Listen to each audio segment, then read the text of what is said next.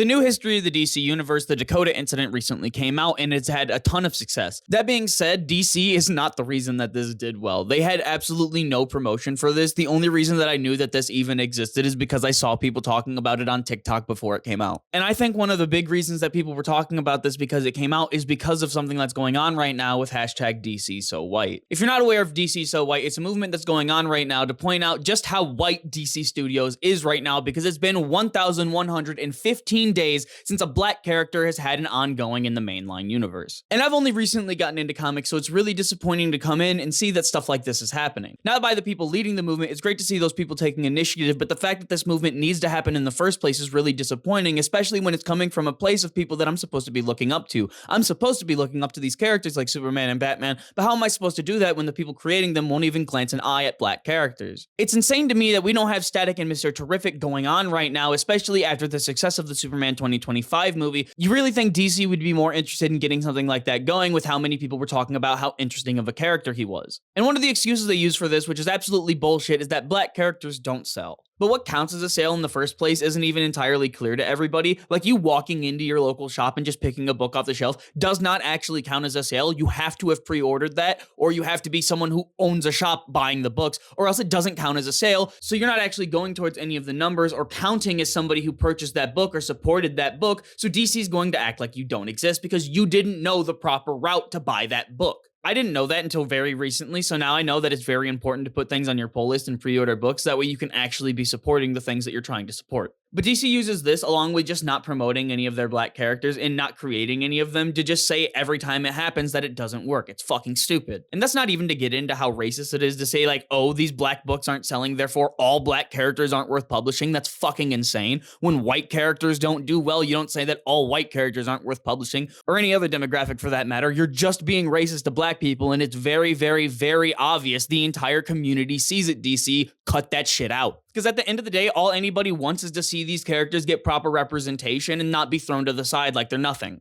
But yeah, that's about all I got to say. Go check out DC So White, both the hashtag and the website. You'll learn a lot. There's a lot of other creators on there who have a lot more to say, who actually know a lot more about this stuff than I do. Specifically, shout out to JP Number, who's been pushing this movement forward so much, and without whom I wouldn't know any of this is going on, and that's a problem.